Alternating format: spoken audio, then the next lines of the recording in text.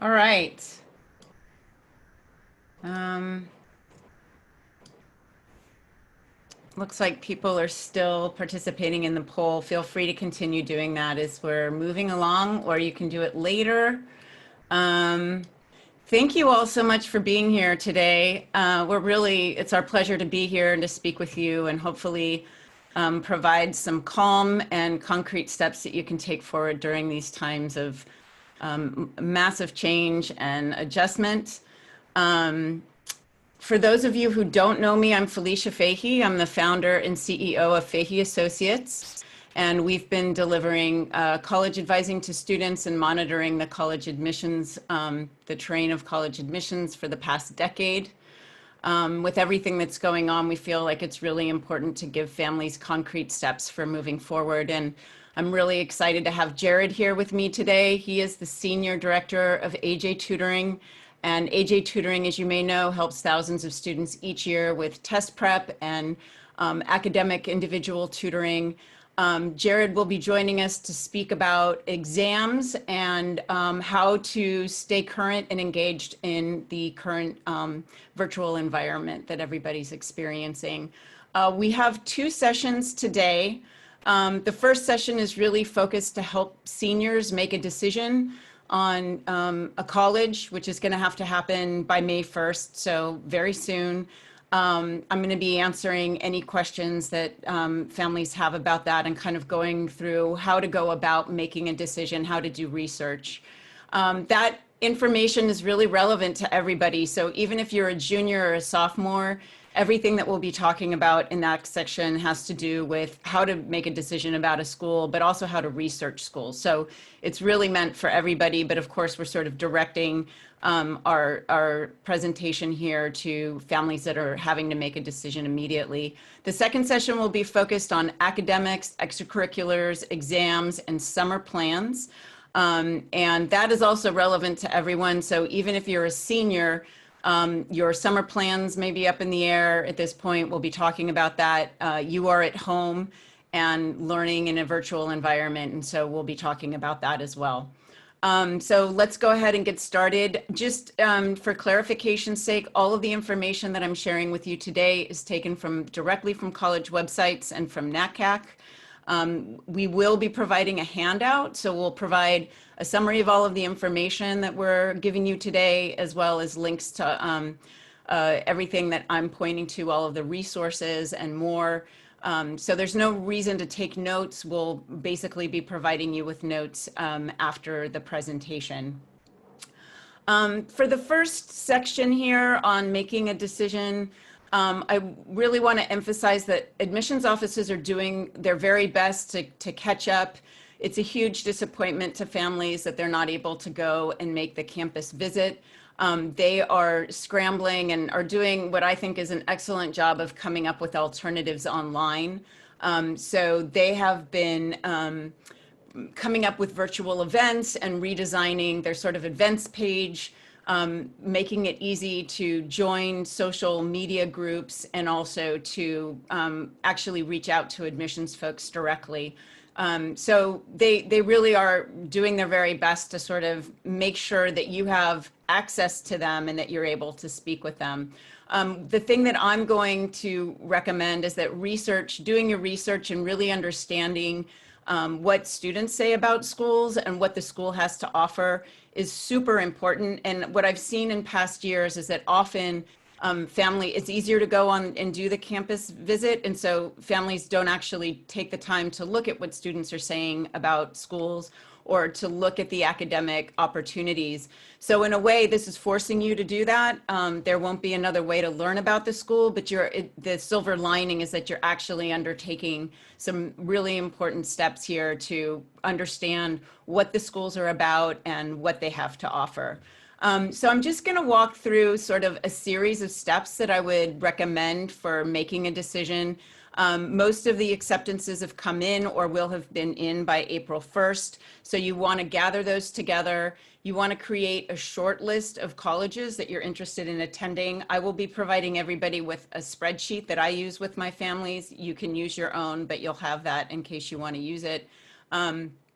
You want to respond, so you put all of your colleges in there, including the ones that you've been waitlisted to. So we don't really know what's going to happen with waitlisting, but we can assume that this year will be different from past years. So include the schools that you're still interested in, that you want to respond to. If you've been waitlisted to a college that really isn't in your short list, there's no reason to respond, and you don't really want to take up the space there. So I wouldn't respond to those schools, only respond to the schools that you're really interested in. After you've done that, you want to check all your emails for event announcements from those schools.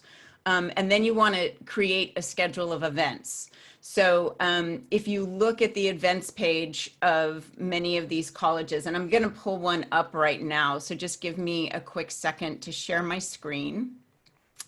Let's see here. Where is it? It's this one here, and we're not looking at that page. We're looking at this one. So Jared, are you able to see my screen? Does it show, is it showing Irvine? Oh, here we go. Yes.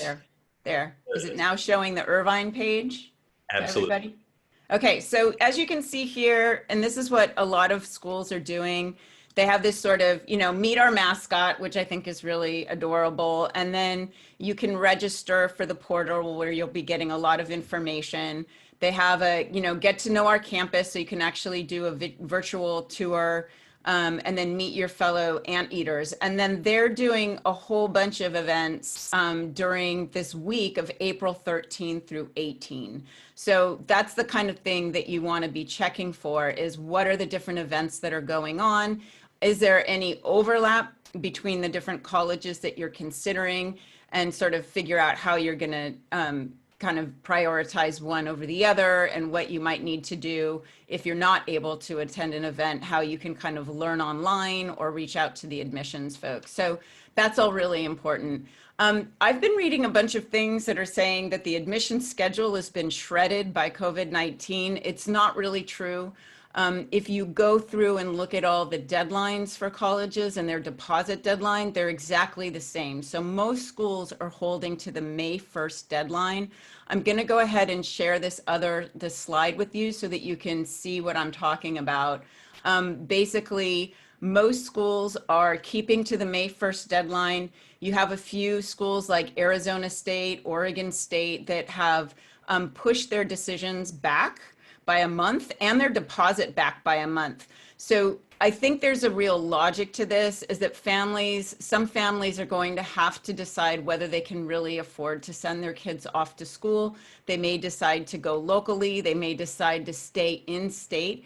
So I think that many of the state schools, and I'm not talking about University of Washington or University of Oregon or the UCs, but the state schools are generally trying to provide an update, a backup plan for families. So I think that's really important. Let's see here. I'm going to come back to my screen. We're also, you also want to check, so yeah, for the deadline for that deposit, the thing I want you to pay attention to here is that deposits are generally between $200 and $500. So that's not a huge deposit. You're not being asked to pay tuition at this point. So I think that's another really important point to share with you. You want to be also doing a bunch of research. So I'm going to show you a website, one of my favorite websites, which is Unigo. So this is Unigo. There's also Niche. These are student review websites. So once you've gathered all of your information, once you've created once you've created your short list on your spreadsheet, and you've sort of prioritized which schools you're going to participate in and see the events and reach out to admissions folks, then you want to start doing your research. So things that are really important for determining a fit are location.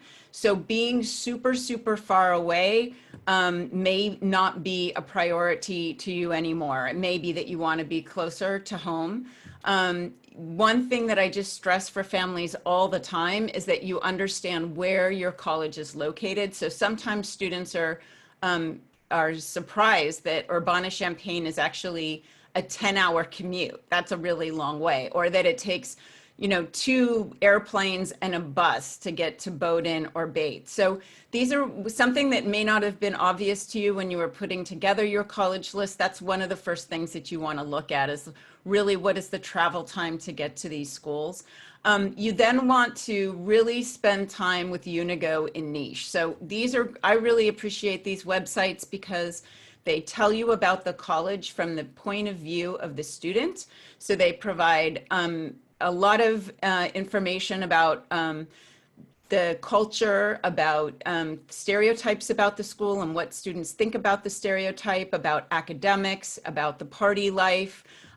So you get a whole bunch of information. The students have to take polls and basically evaluate different aspects of the college. So you get that information from Unigo as well, and Niche. Niche and Unigo are very different. They provide different sets of information, so they're just really great resources. So when you're on these websites, you want to be taking notes so that you can write down your concerns and your questions, and those would be things to then take to the admissions rep when you go in to have a one-to-one conversation with the rep, or you're going to email questions or chat with them or phone call them or whatever it's going to be.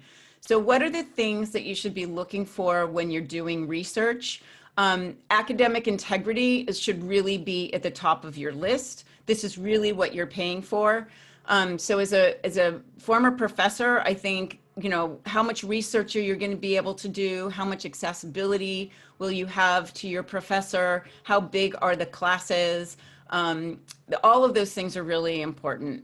So you know, some of the things that you want to be looking for on these websites, they actually have measures of intellectual life, where students will write about what's the intellectual life at your school, what's the availability of your professors, and then you can read in the different sort of overviews of students is how strong is academic culture. Then on the websites of colleges, you can look at research opportunities, the extent to which service and learning are connected, professional opportunities to develop professional skills and learn professional sort of about professions, and any professional advising that you might be interested in gaining while you're there. So looking at sort of career centers and career building opportunities, being able to do internships in the surrounding community or over the summer. So all of those things are really important. Equally important is the student culture. And again, these are things that you can really find on Niche and Unigo and that you wouldn't necessarily have access to during a campus visit. So what you want to be finding out, and again, you'll find this on Unigo and Niche, is how much are students partying? How big is the party culture at the school? What is the diversity of the campus? Is the school friendly and warm? Is it competitive? Is there a high stress level at the school? So that's the great thing about the reviews, is it really provides you with some insight to that.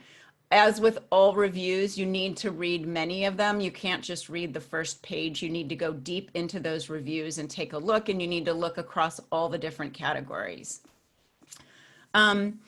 The second thing that you can do is talk to students, so talk to people. So find out what students from your high school are going to the schools on your list. And you can call your college counselor or email your college counselor and ask for a list or ask to be connected. This is a great way to talk to students who have had the same academic experience that you have had in high school, and you can have them tell you about what that adjustment was like, whether they feel that the level of learning is as high it was as your high school. So this is a really great way to learn about the academic value, and then what's it like socially, and they will also tell you. They'll give you a really clear idea. You know, this is what the culture's like. These are the kinds of things that are happening. So speaking to students who are going to school at this time are really important. And then after you've done that, you've done your research and you've spoken to students, and now you have some questions. That's the time to really engage with the admissions folks. Make a list of the questions you have. I'll be sharing some of the questions that I think are really great with you, like what is a typical day like on campus? Are students always out and around, or are they in their dorms? How would you describe the student body? What do you think is great about your college? What do you like about it?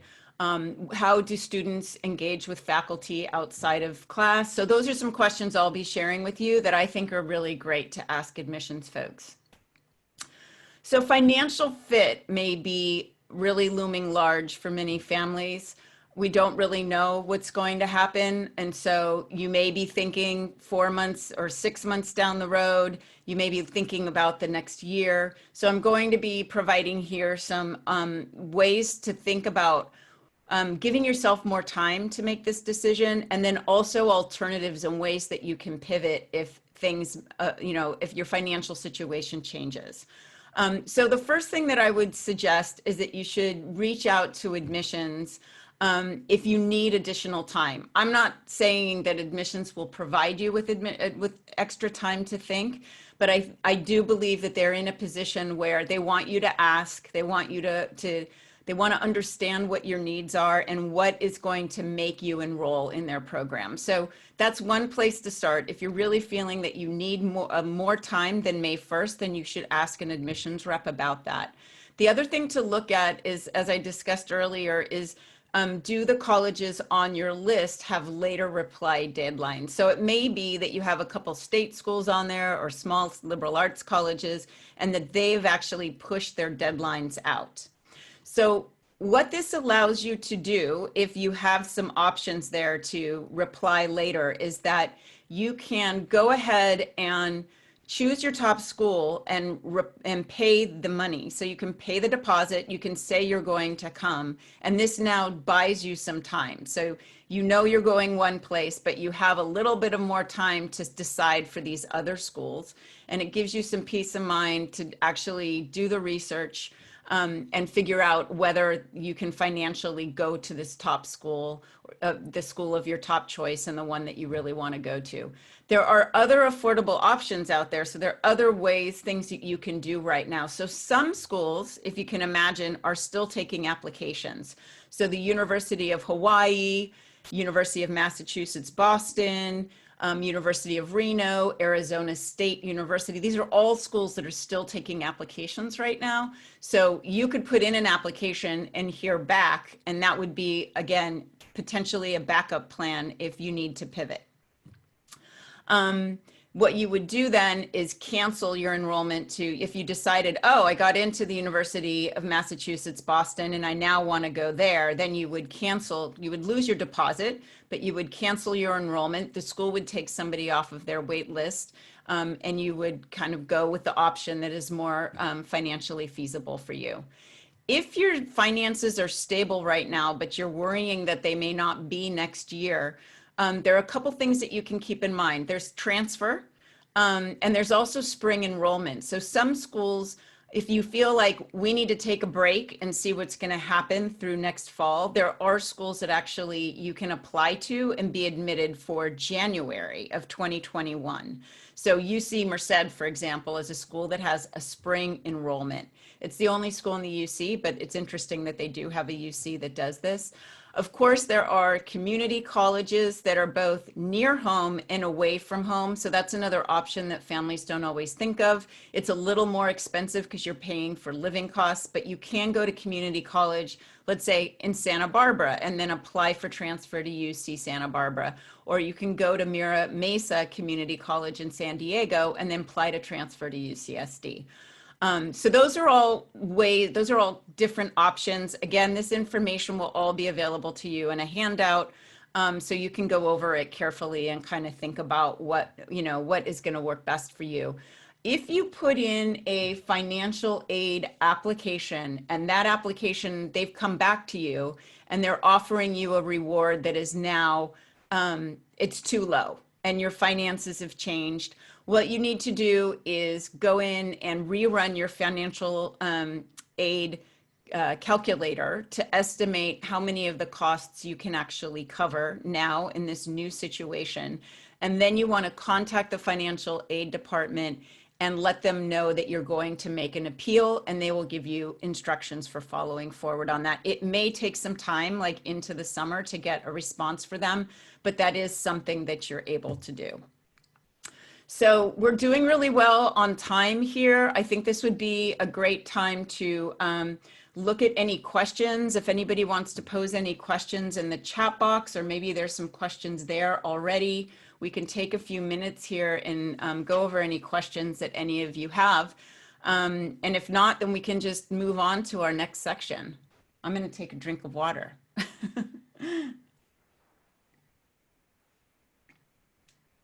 Okay, great question. So what is the deposit for?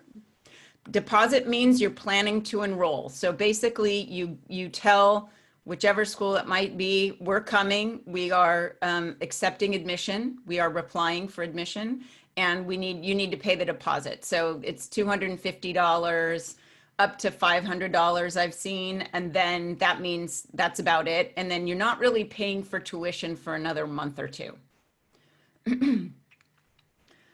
Great question. So how are waitlisting, how do I expect that to work this year? I think that there's been a national poll that's gone out.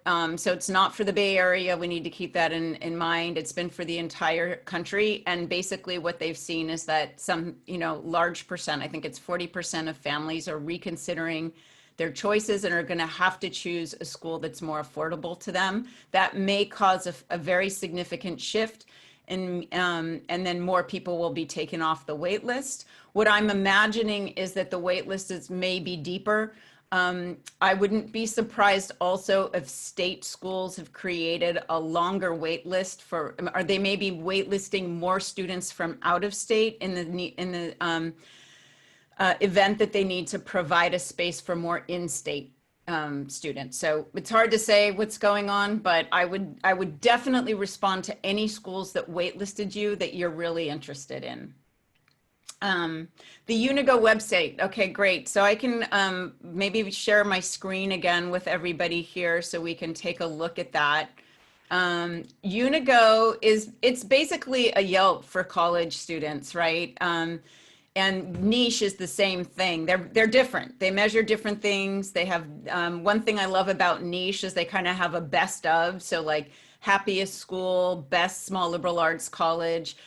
Keep in mind, this is all based on the data that they actually gather from student reviews. It's not anything that they're doing on their own through exterior data. It's based on the data that students are providing. But if you look at this website, you can see at Arizona State University, on-campus housing has 5 stars, off-campus housing has 4, campus food has 4, class size has 5. So that might be kind of surprising given that it's a very large university.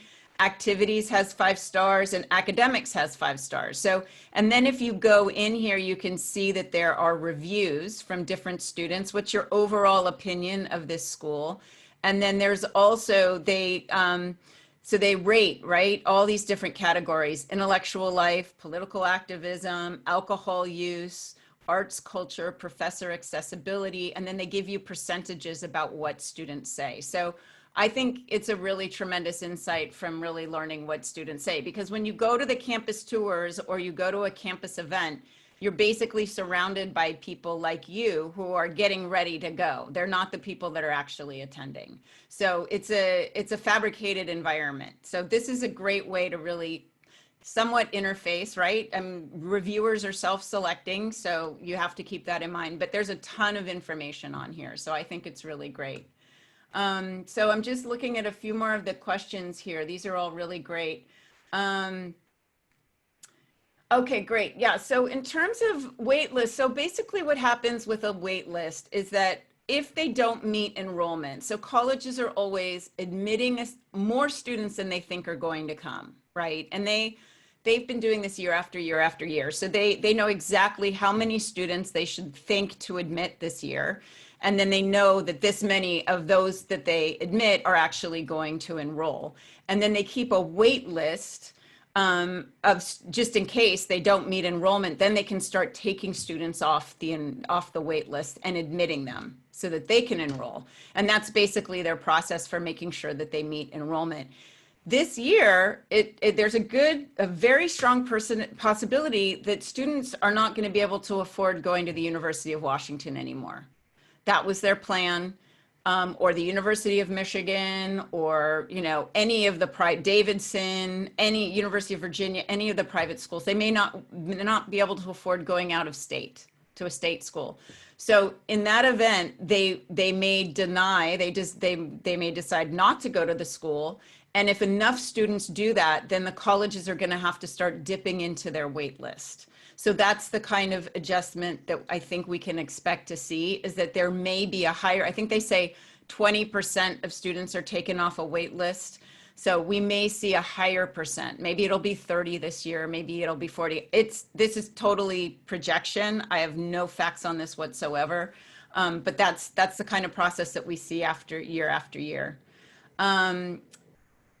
So if you've been denied, generally speaking, schools are not really, you know, appealing that's basically what you would do. If you've been denied, then you appeal. You have to have a very good reason for appealing, or colleges generally might not like it. That said, I have had students in the past that have appealed to schools and they've been admitted. So in fact, I think of all of my students that have appealed, probably 75% of them have been admitted. Now, I don't let everybody appeal. I only really tell students that if you have a good reason to appeal, then you should appeal. But if you don't, then I wouldn't do it. So, but that you do have that option to appeal. Some schools do not even consider appeal. So the Ivy Leagues will not consider appeal. So you want to go on the admissions website and see, or you can call admissions and ask them if that's a possibility. But generally, it's something that makes people a little bit, you know, it's more work for admissions. It's a major process for them to undertake. So, but you can look on the website. If you don't see any information about it, then you can call admissions and ask. We're going to take a few more questions here, and then we'll move on. FIS Guide is good. FIS Guide, I think, is written a little bit more. So someone asked, what about the FIS Guide for reviewing schools? I think it's great. I think you should include it. They have really wonderful kind of overview of what the schools are about. It's not a student review book. So they're giving you their opinion and their evaluation of the school. So again, it's great for looking at academics. From that perspective, I think if you want to really get a sense of sort of on the ground what's happening at the school, then you really need to check with the student reviews. Talk about waitlist at the UCs. Yeah, so to improve the UCs are asking students to write short paragraphs about whether they want to, so to say, why do you want to attend and what's your update? You really want to take the opportunity to say why that particular campus is a fit for you. So no matter how much space they give you and what they ask you to write, you always want to include something about, you know, why the school is a really good fit for you. And here again, do your research. Don't just say because there are research opportunities or because it's an excellent school. Like, really show that you understand what the specific, so each UC campus considers itself a separate college, and they have their own identity, and the admissions folks and all the readers that go through the admissions applications are very proud of their particular campus. So you want to keep that in mind when you're writing to them, that this is no longer the 4 essays for all the UCs. It's a particular essay to the particular UC. So try to say something to show that you really understand that you'll be a fit there and why you're excited. Let's see, requirements to submit a Cal State appeal. Cal State, let's see. So those schools, I haven't actually had a student appeal a Cal State admissions yet, so I'm not really sure about that, but I think it's on the website, and they should have very clear guidelines for what you're supposed to do.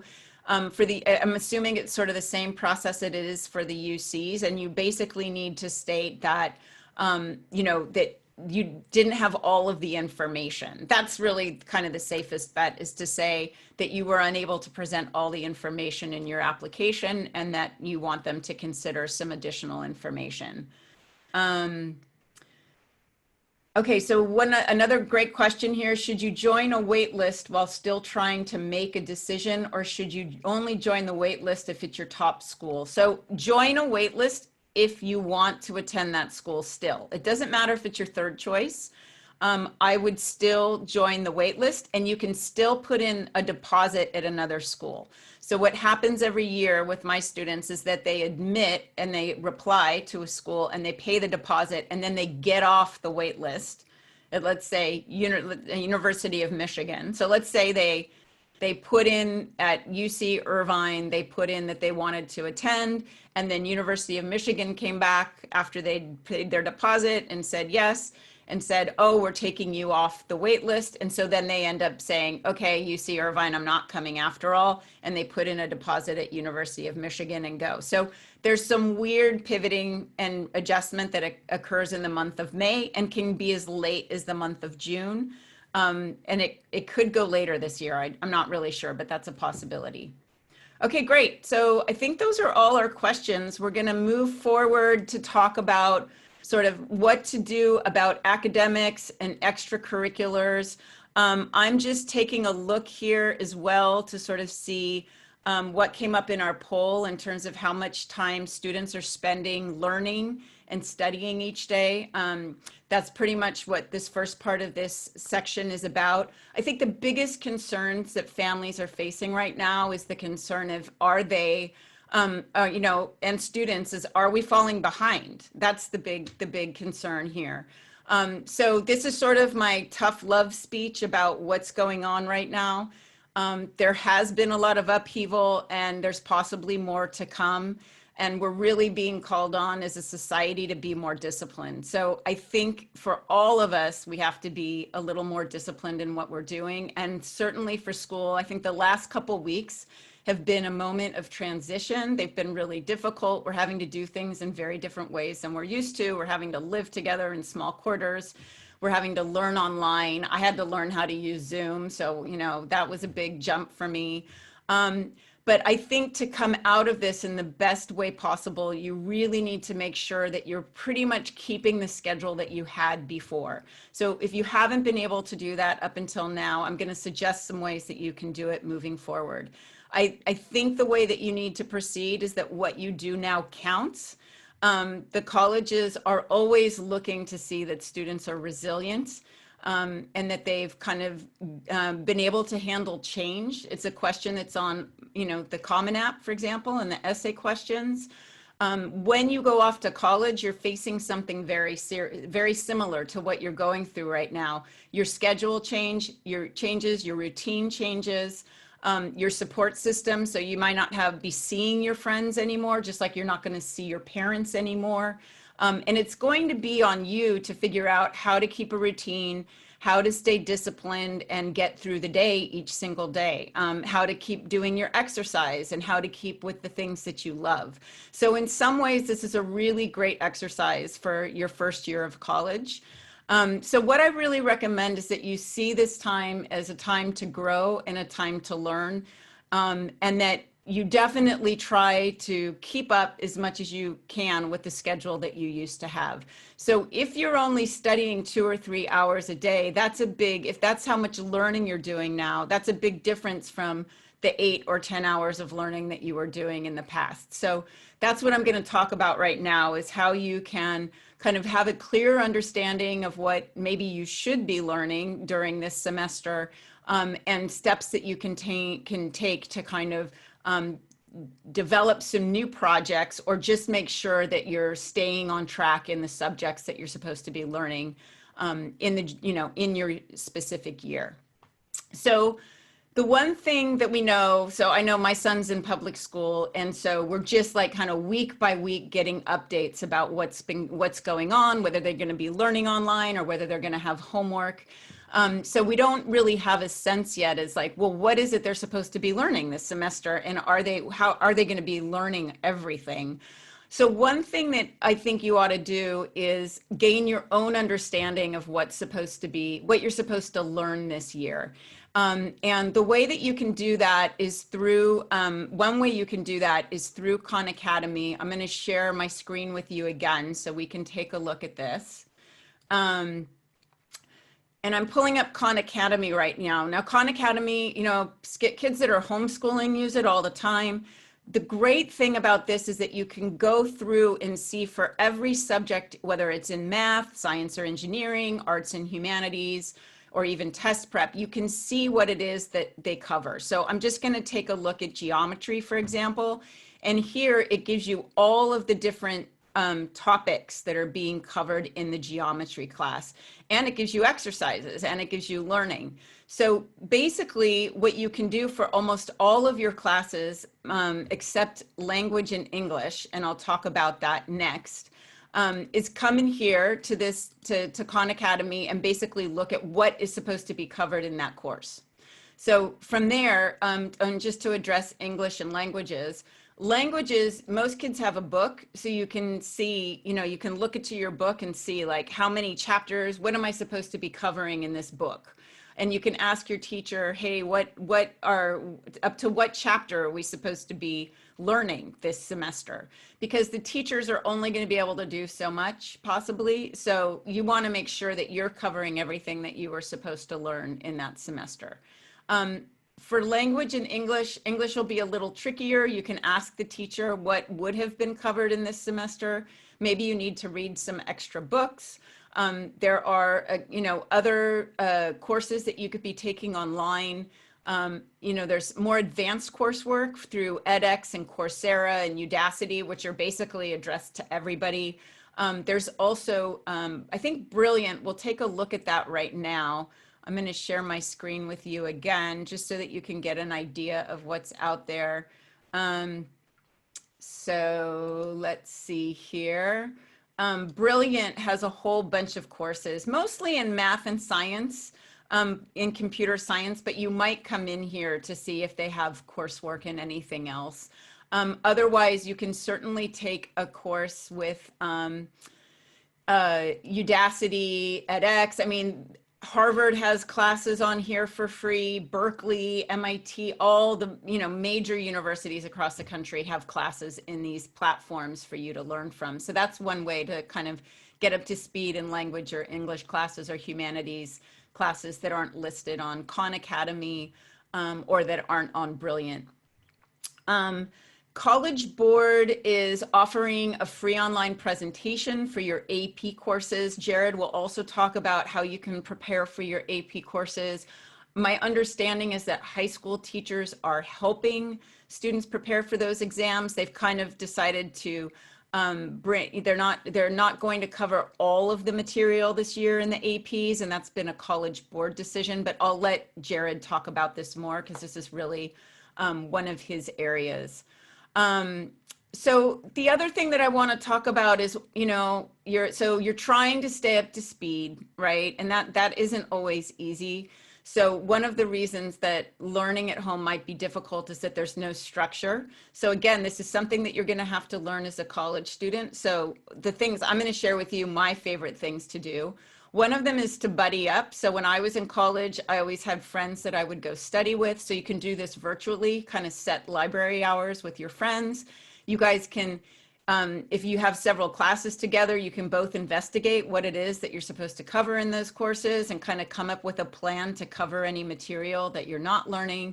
It's a great way to do kind of check homework, as long as you're really staying focused. And that kind of brings me to my point of one of the ways to stay focused is to set a timer. So that both like gets your brain kind of focused on getting things done by a certain time, and it's a kind of a way of structuring your time.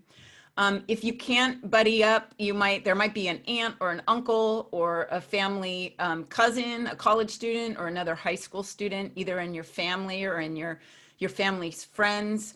You could do an exchange of sort of, you help their younger sibling and they help you, but just somebody to kind of help you stay on track with what you need to do. Just checking in with somebody at the end of each day for 15 minutes will really help to create some structure. That's really hard to do with your parents. In general, we really push against getting help from our parents. So I think the thing to do there is really find somebody outside. If it's not a friend, then somebody else, a family member, or, a teen in the neighborhood that or a teen that that would be willing to kind of, or a college student that would be willing to check in with you. Of course, tutors are also available, and I know that that's another thing that you can do is sort of have a tutor that's making sure that you're staying up to speed in each subject area and making sure that you're getting the homework done. I'll let Jared talk about that. I believe that AJ Tutoring is a great opportunity for just making sure that things are running smoothly. And then again, going back to this issue of keeping your time structured, you can use a timer. I use it all the time. I absolutely love that. I've been doing that for years. And then the Pomodoro technique is really fantastic. And I'm going to include a link to the Pomodoro technique in my handout so you can all see what that's about. But it's basically been provided with the understanding that your brain can only focus for so long, and so you need to work for 25 minutes and then take a 5-minute break and then come back, and it gives you a technique for doing that. Okay, moving on to the next topic, extracurriculars and summers. So here again, if it seems that most students have quite a bit of time still left in your day, so you want to keep up with your routine as it was. So exercising, you can go out and bike. If you're not in a really urban area, you can still go out and bike. You can still go out and walk. You can do weight training or exercise courses online. This is a great opportunity to learn new things and develop new muscles. You should keep up with your performing arts, whether it's dance or music. You can compose with friends online. I mean, again, all of this work you can be doing as a group or with a friend if that helps to make it more interesting and more engaging. So it's really important to keep up with whatever you are doing. And then what I would recommend, because even after doing homework and doing your exercise and a bit of whatever other extracurricular you are doing, you probably have time left over. Maybe your clubs aren't meeting. So I would say start a project that you can do for 1 or 2 hours every day. It's not that much time. And again, if you build this into your schedule, it's a really great way to just add something in that you can focus on, that will be exciting, that you can kind of develop over the next months. And as I'll say in just a minute, possibly over the summer as well, not knowing what's going to happen with the summer. So in a way, this would be like it's a bit of a gap semester. That's the way I like to think about it. And a gap should always be a gap year on. So it's an opportunity to do something new that you've never done before, research something in greater depth than you have before. So again, you can use all those courses. You can develop your own project. So do a DIY project. And of course, there are all kinds of things you can do. Do a research paper of your own design. Create something new each day, really work on a recipe. There's tons of ideas on Instagram, obviously. You can work on GitHub. I think that's a great way to continue learning how to program and work on real world solutions to real world problems, design a product or a business.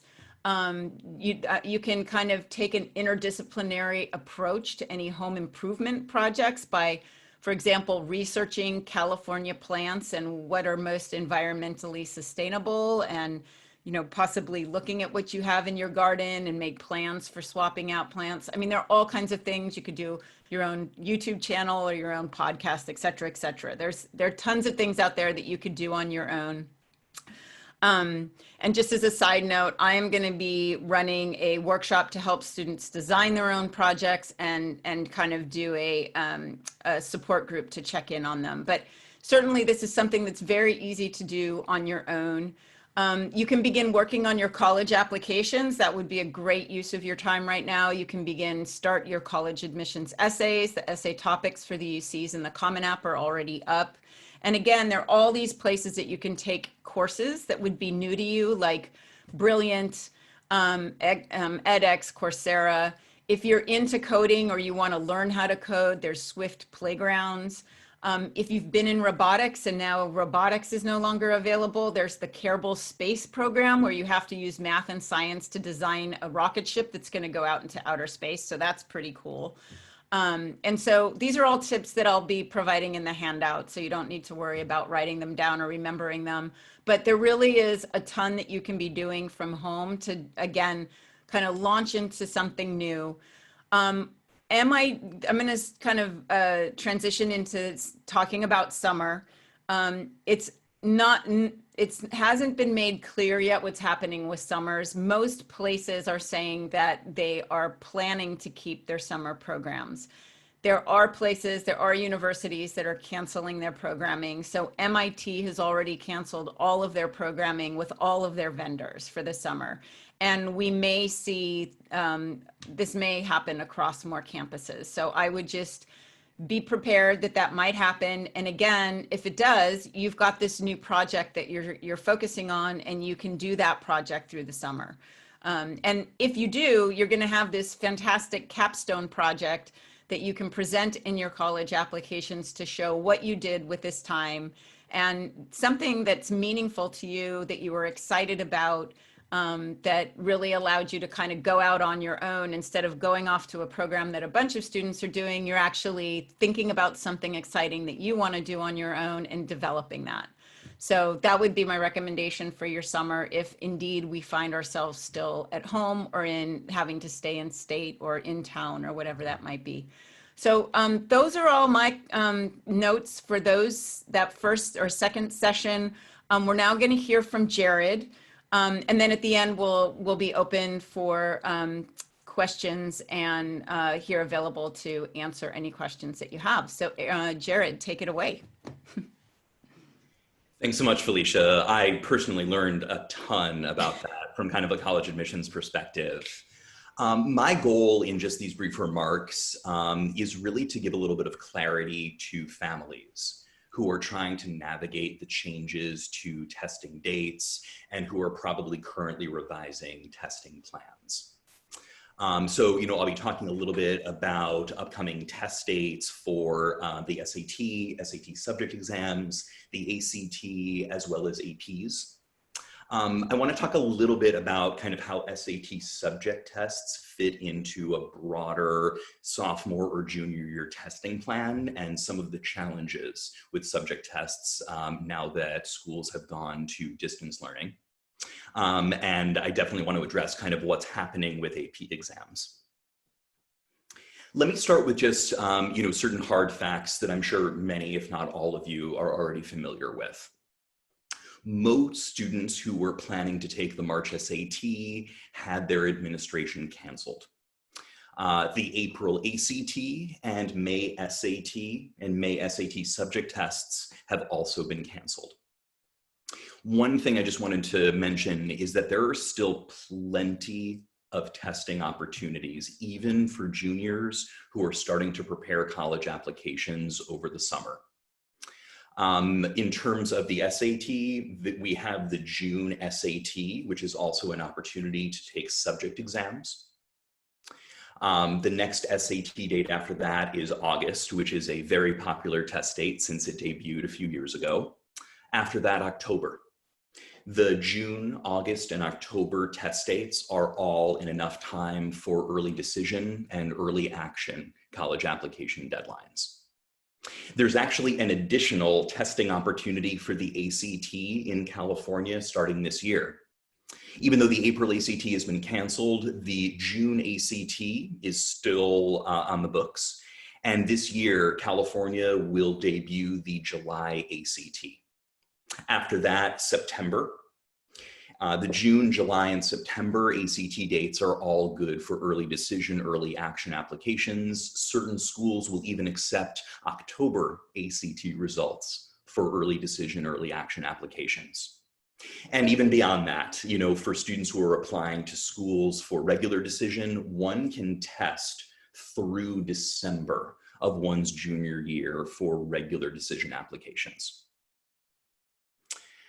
One interesting thing that the College Board released last week, it put together a natural disasters webpage, and we can include this in sort of a recap email.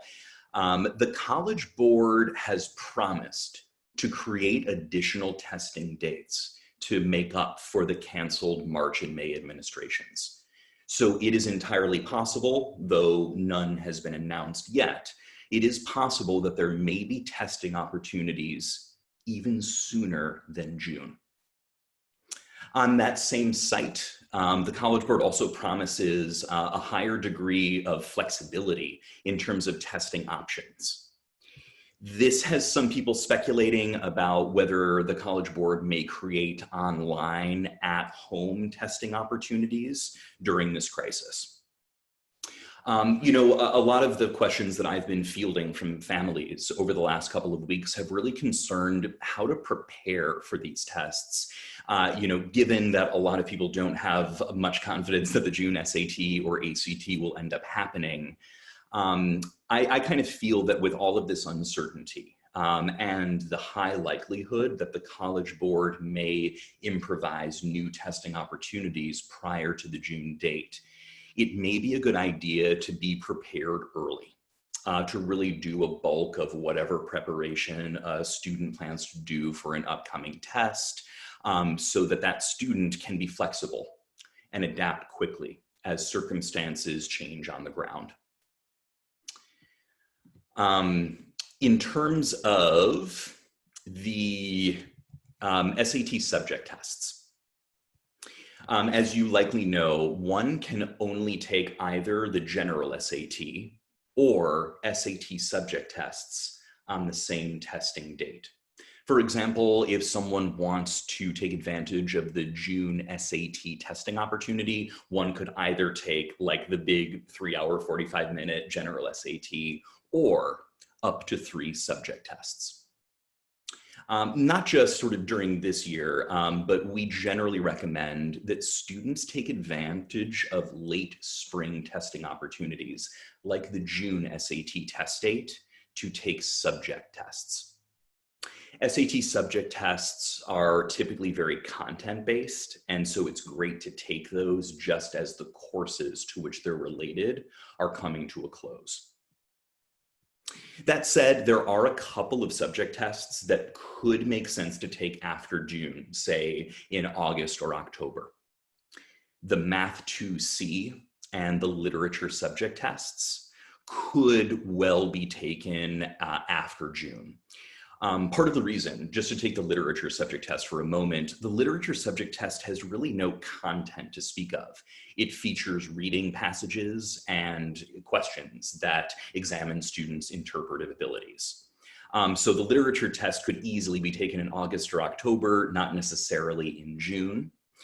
And you know, the Math 2 subject test would be a great kind of capstone exam if a student's in an Algebra 2 trig class or even pre-calculus or calculus. That could be a great thing to take at the end of in the June testing opportunity. But even if a student wanted to gear up for the math subject test over the summer or early fall, the core of that Math 2 subject test, algebra and trig, is kind of so deeply ingrained in the math that students do throughout their high school coursework that they tend to retain that content over the summer, especially if they're devoting time to studying for it. But you know, I think if, let's say, a student hasn't taken the SAT yet, maybe that student was planning to first take the SAT in March, I think one decision is how to use the June testing date. If you're applying to colleges that require subject tests, and you're thinking about taking a heavily content-based subject test like physics or US history or chemistry, or even in a foreign language, it's great to take that subject test at the end of the academic year, so a student is more current on the content. Let's say a student is not planning to take subject tests at all. Great, one could attempt the SAT for the first time in June, or attempt the ACT for the first time in June, and then use early fall and winter testing opportunities to retake and try to nudge up things that they took earlier. In terms of changes to the AP exams, AP tests are still going to be held in May, but now through a new online at-home format. AP tests are typically, in like a normal year, 3-hour plus exams. The College Board has shortened the duration of AP exams for this testing year. These new exams are going to be 45 minutes long, and they will be entirely free response. The College Board has cut out the multiple choice components of its AP exams for this year. Come April 3rd, which I believe is this Friday, The College Board is going to release the exact format of each subject's AP exam. That really means that they're going to release information about what kinds of free response questions students can expect to see on the exam. So I'm really waiting breathlessly until that information comes out on April 3rd, and I would encourage all of you to check the AP website to see what the exact changes to each test is going to look like. Another important thing, as Felicia alluded to earlier, students are only going to be tested on what they would have been expected to know by March of this year. As part of a recap, we'll happily share with you a link to the College Board's AP sort of COVID testing page.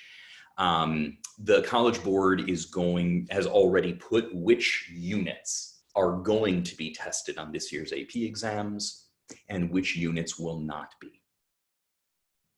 One thing, just kind of as a word of caution, a lot of AP teachers teach in the order of the units that the College Board prescribes, but there are certain teachers who can teach units out of order.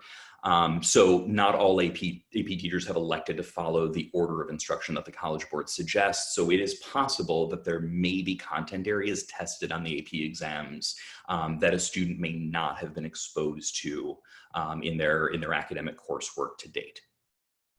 But again, we're going to learn a lot more information about precisely what the specs are going to be for each AP exam, what kinds of free response questions, maybe more information about what content will or won't be covered, all coming out from the College Board on April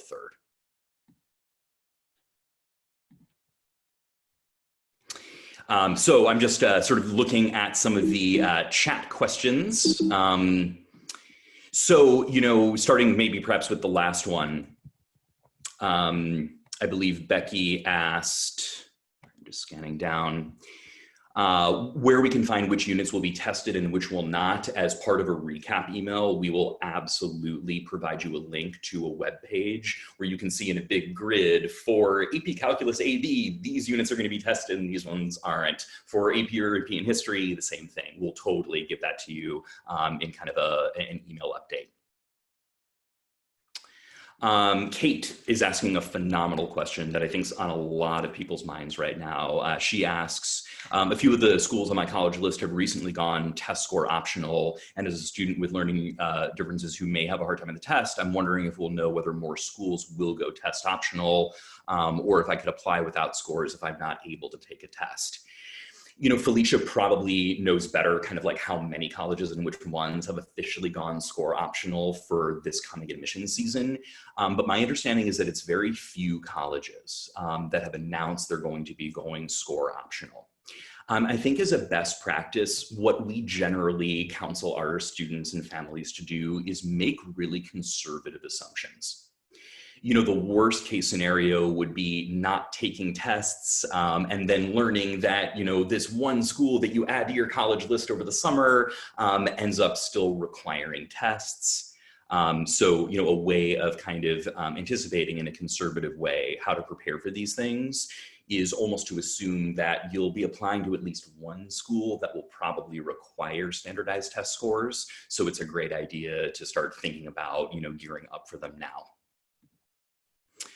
Ropa, thanks for that question. Will colleges still give the same weighting to the AP exams from this year as they have in years past? My best guess is that once we start learning more information on April 3rd about the AP exams, we may be hearing a lot more from colleges.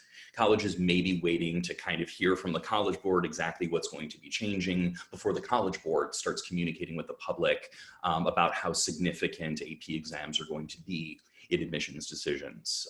So like you, I'm really looking forward to learning more information on that.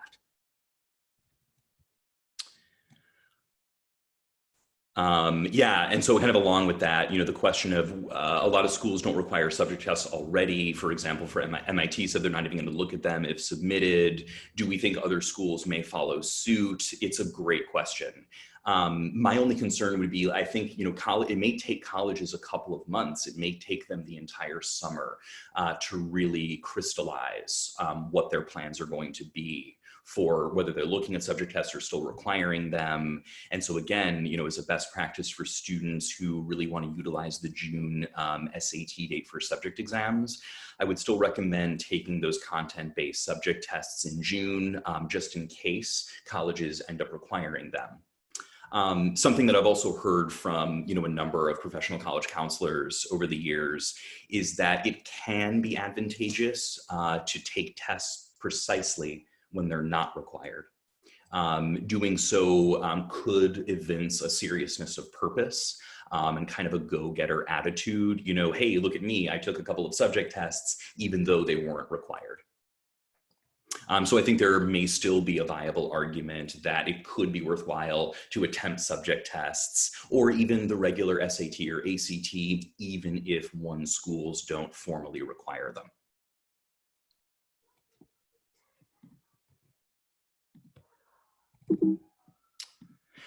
Roshni is asking, thank you very much. Roshni is asking, in trying to sign up for an SAT on the College Board and choose a test date and center, the website tells us that there are no test dates available for this year. Is there another way to sign up, or do we have to wait for the College Board to fix it? So there are a number of things happening here. Absolutely, a lot of people are registering for the June SAT, but just anecdotally, what I've been doing right after I wake up every morning is actually logging into the registration page on the College Board website to see, have they opened new testing centers? I would say 10 days ago, there were maybe 15 testing centers. 7 days ago, a number of those had filled, but the College Board started adding more testing centers for the June administration. So one thing I would counsel is that even if you struck out registering for the June SAT, keep at it. What I've seen as I go through this exercise myself is that, every couple of days, there's kind of a new testing center that opens at a different high school. So I would say, keep going for it. The other thing that you can do too, on the registration page, it's possible to expand your search. It's possible to search by zip code, like the last time I did this, I searched 94306, which is where I typically spend my time in Palo Alto. And if you search testing centers within 75 miles of the zip code that one enters, that will open up more sort of geographically distant places that one can test. But right now, there are still places in Salinas, in Fairfield, in Turlock, in Napa. Yeah, I mean, it's a pain, particularly from Silicon Valley, to kind of go out to those places. But if you expand the geographic scope of your search, you may get lucky and find a place that's, not too far away. Charu, thanks.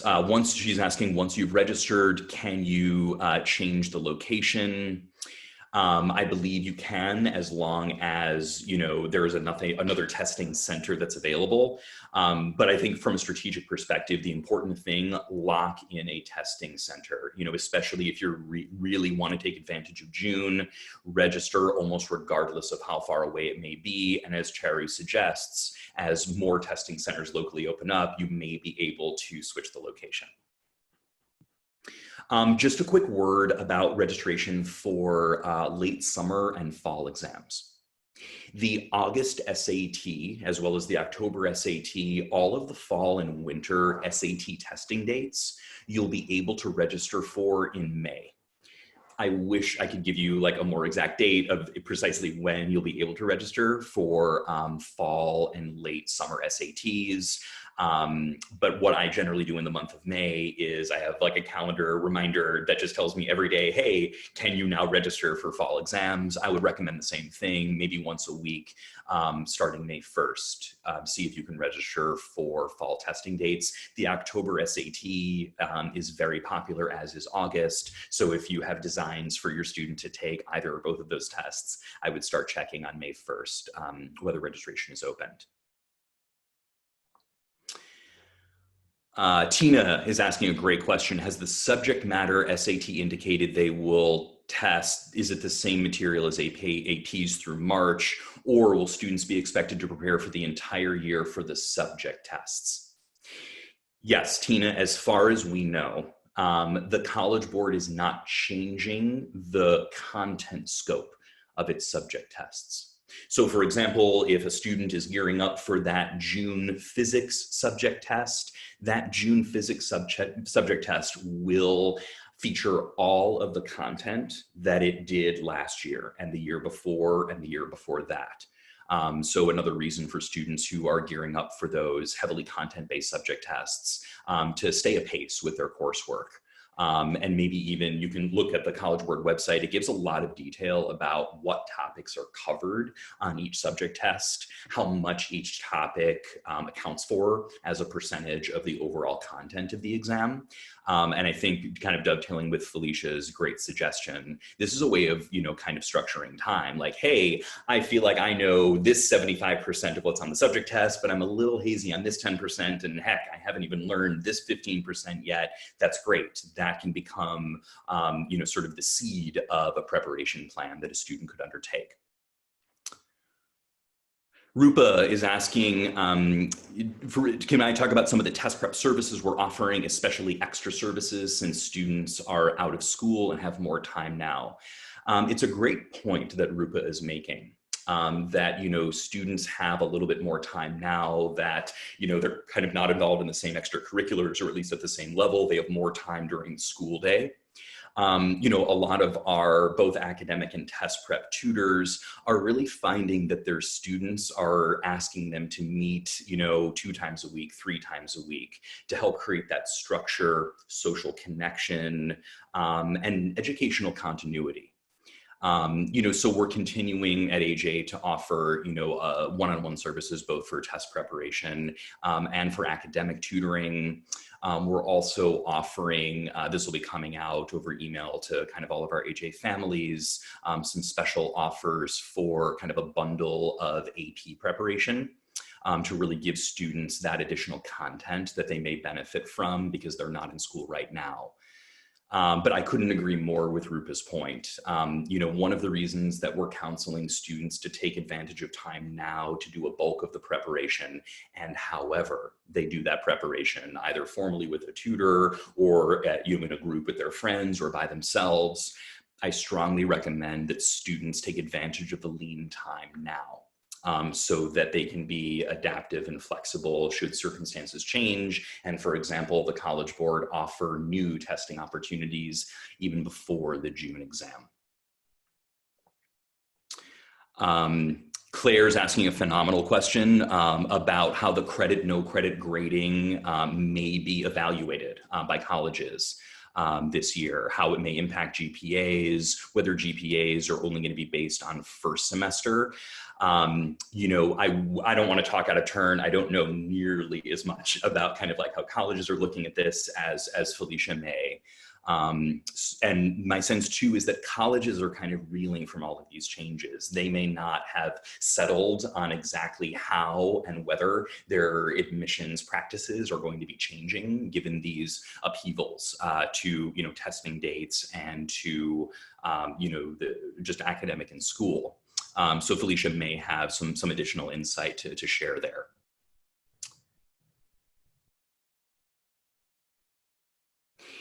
Shuba's asking a really interesting question. She asks, if your school starts back, I assume with in-person instruction, if your school starts back by the date of your AP exam, do you stay at home and take the test? That's a really good question that I imagine the College Board, which writes the AP exams, is going to start providing some answers to, probably after that April 3rd date when we get more information on precisely what's on each AP exam. My best guess, and it's an unfortunate one, is that we may still be in a similar position, come those mid-May AP exams. So my best guess is that students who take those tests are going to do so at home, online, free response only, but fingers crossed, that we're back to normal sooner rather than later. Ben, great question. How do you decide between taking the SAT or ACT? One option would be to kind of attempt a practice test for each. Take a practice SAT, a practice ACT. There are some great score conversions that kind of translate, hey, my 1340 or whatever on the SAT equates to this on the ACT. So that if you end up kind of taking a diagnostic for each exam, you can get an apples to apples comparison. Generally speaking, the SAT is a slower moving test than the ACT. The ACT is pretty time pressured. And so a lot of the key to the ACT is optimizing that balance between speed and accuracy. The SAT gives students more time per question, but every question is slightly more challenging. If Ben or anyone else, if you're interested, even though we at AJ are no longer offering in-person practice tests in this period of shelter in place, we are still offering diagnostic exams to students kind of exploring whether they should take the SAT or ACT or both. And we can, be in touch about how that could be possible. Rupa, thanks for asking, is AJ Tutoring only one-on-one or are there group test prep classes? Thanks so much for asking. We do offer group test prep classes for the SAT. In fact, we added some additional June SAT group classes, in the hope that the June SAT ends up happening, whether in person or online. You can actually check those offerings out on our webpage. If you go to ajtutoring.com, you'll be able to navigate to test prep tutoring and look at a schedule of group classes. All of the group classes that we're currently offering and that we'll start offering in advance of the June SAT, of course, are virtual.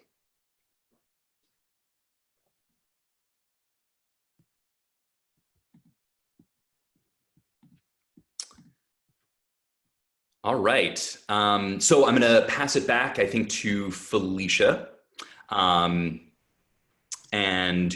Should there be other questions, I'm certain that in the recap email that Felicia sends out, she'll, probably include my contact information. So I'm happy, kind of offline to discuss, any further questions that the group has. All right, great. Such great questions in here. I'm going to go over, there are two groups of questions here. One is about the pass-fail grading and how that's going to affect the transcript and scores on the AP exam. So I'm going to start with the AP exams because we're kind of talking about exams right now. First of all, just to clarify, the way that AP or college credit is given to APs is not based on the grade that you got in the course. It's based on the grade that you got on the exam. You have to have a certain, for some schools, a 3 doesn't count or it does count. Sometimes in the AP, a grade of a 5 means that you go straight into multivariable calculus. So the college, the AP exams are either used as placement exams, which means you get to skip a course and go on to a next course, or they actually stand in for a course. So that's how that generally works. And just to give you kind of a bigger, there's no definite decision right now about whether those exam scores will count. I can't imagine that they won't, to be perfectly honest. And the reason that I say this is that everybody is affected. So college students have also had to come home and they are having the option to get their classes pass-fail as well. So the entire system is being affected by this. So I can't imagine, in the, all of the admissions pages are saying that they're acting and making decisions with the greatest generosity possible in mind. Everybody's going to be affected by this. So my expectation and my hope is that, yes, your whatever scores you got on your AP exam will count for that college credit. In terms of the transcript, again, college students are getting pass-fail grades. They can elect into that or they can elect to get grades. I think it's different at different schools.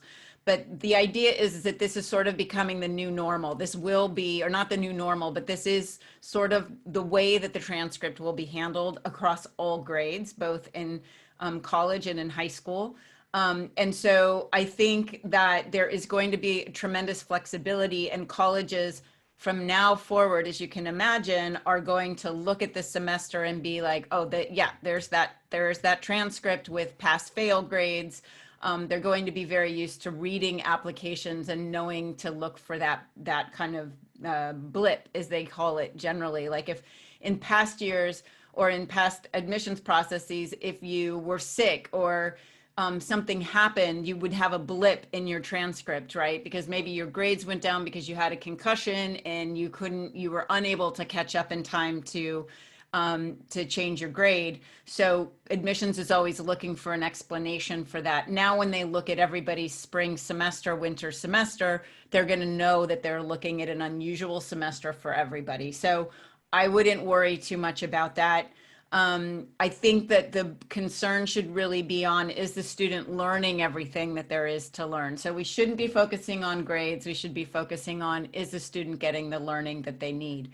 So I think that answers quite a few questions here about the APs. I am going to offer a different perspective on Kate's questions about learning disabilities and test optional. One thing that I think you want to keep in mind is that test optional is for different audiences, right? So in some cases, schools are going test optional because they want to reach a wider variety of students. If you're applying to a school that is very, very competitive and they have test optional, it's most likely that they're doing that to, again, open their doors to more students. And so if you have challenges with your learning, then you may be one of those students that they're trying to reach.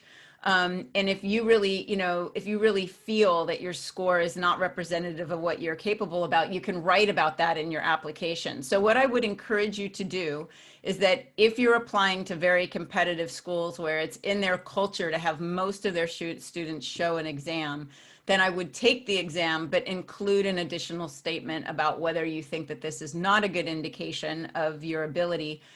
On the other hand, you may decide to not include your test score, and that's another way to go. So there's basically those two tracks, and I'll kind of step back from that answer and say that I don't know that one is better than the other. But those are the two options that you have, is to try to take the exam, see if you do well. If you feel that the score just isn't high enough, then you can write a note about it. And you should measure whether it's high enough based on the median score of the freshmen that were admitted the year before. And then if you feel, you really feel like, I'm just not doing well on this and I don't even want to report my score, then go test optional. So, but there's that question of sort of understanding why schools are going test optional and if you're kind of part of that demographic that they're trying to reach. Going back to, I think that answers all of the AP questions, but I'll check the chat room again in just a minute. I'm just looking at another sheet where I organized all of these questions. In terms of going pass fail, again, I think that, yeah, this is a little tricky because all of a sudden students may feel that they don't want to learn.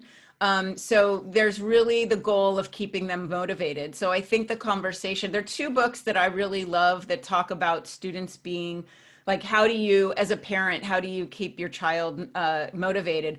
One book is called The Self-Driven Child, which is all about giving students the right to make their own decisions and be independent and really trusting them to be motivated. There's another book that's taught in law courses and even English classes and political science courses. It's called Getting to Yes. And both of these books kind of have the same point, which is to identify common goals. Right? So you can talk to your student about what are your goals. So you're not feeling motivated right now. Why are you not feeling motivated? So is it that you feel that you don't have any direction? So what are the real reasons that the student isn't feeling motivated? I think we always want to get to sort of what's underneath that. Are they feeling kind of depressed that they're not with their friends? Are they feeling like it doesn't really matter anymore and nobody's looking? Is it just a kind of feeling like because they're not getting grades, they feel like there's no motivation because they're kind of competitive students and they like to be driven. So first, I think there's that understanding. And then there's the discussion of like, well, what are your greater goals? What are you really, what are you hoping to, achieve in high school? Or what are you hoping to achieve at the end of this day? And then the two, in that way you can kind of get at, okay, well, if you want to reach your goals, how do you want to reach them? And what can I do to support you in reaching those goals? So that's one suggestion. I'll think on that some more and provide some other ideas in my follow-up. I think so. We've talked about how colleges might look at pass fail. Again, I think they're going to be very generous. This is sort of a huge problem across the board for everybody. Um, and we've also talked about AP. So I think we've covered just about everything that was on my list. I do not know if, so yes, the MIT has gone test optional on the subject exams. They're saying they won't even look at them. That doesn't mean that other schools won't have that as a requirement. So before you decide to forego those subject exams, you better check with the other schools. UCs actually recommend, they don't require subject exams, but they actually do recommend them for certain majors. So you can go on their exam page, and I'll include that in my follow-up notes. But you can go in and sort of see which majors, obviously engineering, computer science, they do like to see subject exams. That is not changing as of now. So they're the only schools that I've seen that there are very few of them that are actually changing to a test optional policy for this coming year are Chapman, and I believe Northeastern. But again, my recommendation would be to continue as if, and unless, you're really challenged or economic hardship, or there's really reason that you can't take your ACT or your SAT, I would go ahead with your plans. And continue preparations. I think those are that I've answered everybody's question here, but maybe I'll check the chat and see if there's something that we haven't covered here. Okay, right. So someone is saying it's not so much about motivation as it is about competition. So the one thing that to kind of share with your student is well, you still need to do well and you still need to do the learning, right? Because if she doesn't do the learning, and she doesn't do not only the learning that they're presenting in the school, but all of the other learning that's supposed to happen this semester, then when she actually gets to college, there may be learning that she did not have, right? So she may be behind. So there is that sense of like, I think what she ought to do is imagine that there are other kids out there that are, and I can tell you that there are kids out there that are still going through 10 hours of instruction a day. So the thing to tell her is like, if you're going to compete with all the best students out there, you need to stay on top of it. And you need to make sure that you're doing all the learning that is involved and required of you in this semester. And then I would go beyond that and say that college admissions are going to wonder, what did you do with your time? I mean, were you watching Netflix the whole time? I mean, it may end up being a question on the application. I mean, they'll probably don't want to hear about all the stories, but they may ask you, what did you do to occupy yourself when you were staying home? It could end up becoming an essay question. And as I said before, it's a really good measure of how prepared students will be for their freshman year. Like, did you stay on track? Did you keep your routine? Did you do your studies? Or did you just sort of relax and let it all go? So you can share all of that. We're hoping that we have a videotape of this, and you could certainly have her take a look at the video and just learn that actually she needs to stay on top of her game to be competitive, and that whatever she does now will show up in her college applications. So, I think in one way or another, what I'm going to advise my students to do is make sure that you make it clear, whether it's in your activity list or in an additional statement, be really clear about how you used your time. So let's see, scroll, let's see, look up your Google Doc. I'm just looking at some other questions here. Okay, great. Manuel's saying that there's some more questions on here. I'm just going to see where they are. Here they are up above. Okay, great. Yes, a whole bunch of other questions. Is it possible to deny, this is a question from Jasmine, is it possible to deny acceptances from the wait list? If a college takes you off the wait list, are you required to accept it? Great question. No, absolutely not. And in fact, what happens for many students is they get off the wait list and it's like, you know what, I already admitted, I wanted you guys, but I admitted to this other school and now I'm too excited about going to the other school. So yeah, there's a bit of there's kind of a game that's going on here that works in both directions. So you have power, the school has power, everybody's sort of trying to figure out what they want. What about schools like UCLA that require a cumulative GPA above a 4.0? as I say, they're going to have to think differently. There's just no way around this, and the entire country is being affected by this. So I would really, if there's any, a list of things that you can kind of drop and stop worrying about, it's really about grades and GPA. It's just out the window right now. So it's really about showing your motivation in other ways. And of course, test scores are a great way to show what you're capable of. But also projects of your own are a great way to shape, this is what I decided to do, this research project, or I decided to do these experiments at home, that kind of thing. Let's see here.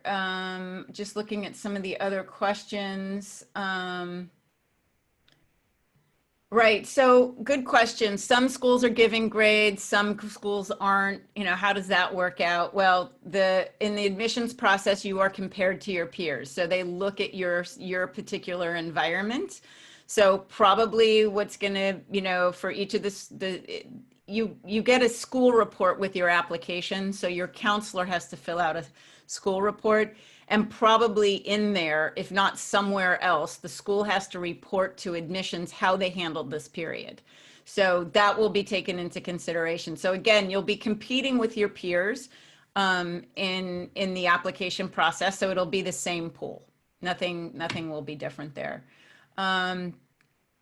Let's see, from a college admission standpoint, is it better to have a state level award, not national, versus working on being a good leader at my school? That's a hard question there. I think it really depends on what you're doing. So I would say it's sort of subjective. I mean, state level awards are always impressive. So I think, but if you're really involved, if you're not so interested in that state level award and you're really interested in being a good leader at your school, that's a great essay topic. So you can just turn that into I had this opportunity to get this state award and it was really luring because that's a high award, but I decided that I wanted to do this other project instead because it was going to benefit kids that I face-to-face with, or whatever argument you're going to make there. Let's see. This is an SAT question. My junior got a 1500 in first attempt on the SAT and prepared for March, but it got canceled. Do you advise her to take it again? Why don't you take that question, Jared? It's a great question. What I would maybe look at are score ranges of the colleges and universities that your junior is interested in applying to. If it looks like that 1500 puts him or her well within that ideal range, that's fantastic. If she's applying to super competitive schools where, you're looking to kind of inch it into the mid 1500s, that may be the case. That's where I would start. But then I guess from a strategic standpoint, I would say the important thing when one is retaking is that one is showing improvement. My heart goes out to you. So we worked with, 1,500, 2,000 students in preparation for the March SAT. Almost none of them were able to take their test, and it was hugely disappointing for everyone. I would start by looking at the colleges. Is that score a good one for, the places she's looking for? And if not, then it's really going to be drilling down to what sorts of questions represent that delta between a 1500 and a 1600. Generally speaking, students don't miss random questions for random reasons. They generally miss the same types of questions over and over until they've developed a systematic strategy for answering them correctly. So should she decide to retake, that's really where I would start looking. Are there question types or areas of content that she's regularly kind of missing?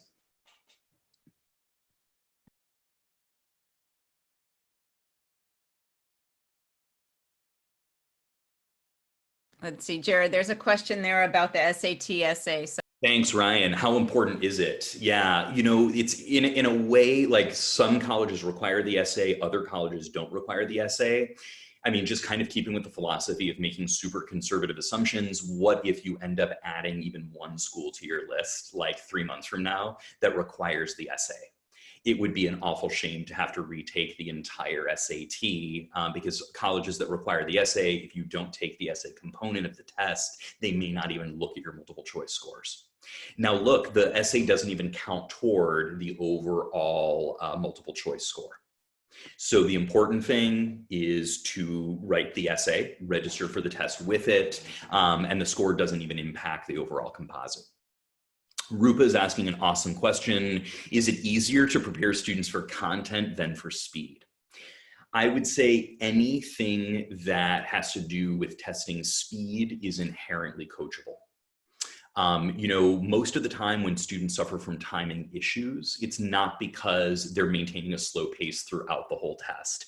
Often, not always, but often, they get hung up on a couple of questions that end up sucking up the time that might have been more profitably applied to questions later in the section.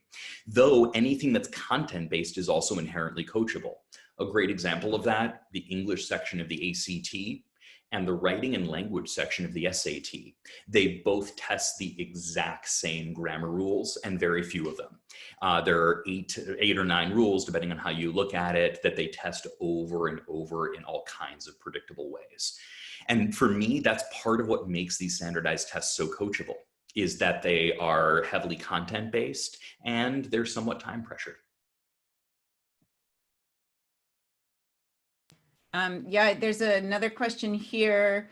What is a good time to start making a list of colleges? I would say, so great question and great time to be doing this. Again, lots of time at home, lots of time to really do this leisurely. I mean, I think that's one of the things that I'm really enjoying right now is just that everything that I'm doing, it feels I'm a little more relaxed because life isn't quite operating as usual. So I would say as soon as a student is interested, and I really believe in working with the sort of where students are. So when they're feeling like it's time, because otherwise we're sort of working against them. You know, sometimes that's in the freshman year. I often get freshmen and sophomores that are really excited about building the college list. And then in the junior year, because there's more stress, students don't really want to talk about the college list anymore. And they'll talk about it at the end of the junior year.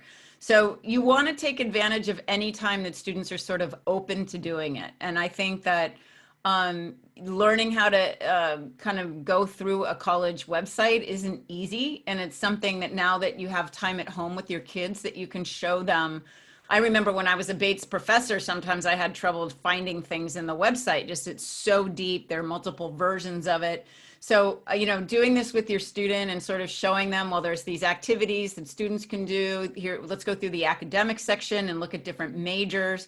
You know, what are the courses in the biology major and how's that different from neurobiology? Or, you know, how is English different from comparative literature? I mean, there's so many, I mean, there's just so much that you can look at inside of the website. So this is really a great time to start that conversation, not only about college list, but what are the different majors that different types of schools offer? So a small liberal arts college might only have 25 majors and a large university could have 300 or 400, right? So just doing that search early to sort of understand not only the differences between colleges, their locations, the majors they offer, the different opportunities that they offer to do research or service-oriented learning, all of that. I mean, it's really, there's so much to learn that it's never too early. As long as the student's on board, I'm completely for it at as early as possible.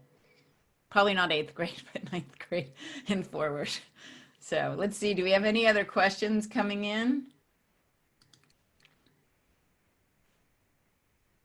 I think we've answered them all. Well, fantastic. Oh, looks like there's one new message here. Let's see. Yes. Okay, great. So it has been really wonderful to have you all here today. Thank you for showing up, for your fantastic questions. It's just been wonderful for me to learn to do this. And I'm looking forward to doing more webinars and connecting with you all. As I said at the beginning, Jared and I will bring our heads together to put together a handout that we'll be providing to you all. You will be receiving a request for a review. So if you could fill that out and let us know how we did, that would be great. And then we'll be getting, probably, I would say, give us 24 to 48 hours just to get something together that we can send out to you all. There will be a spreadsheet and a handout and answers to some of these questions and any resources, and then a summary of what we covered today. So thank you so much, and wishing you all well in the coming months. Bye. Oh, Jared, do you want to say goodbye? Sorry, Jared, do you? Not at all. Thanks so much. And, the conversation doesn't have to end here. We'd love to further engage on the heels of the recap email that we send everyone. In the meantime, please stay healthy. And, we're looking forward to continuing the conversation. All right. Bye.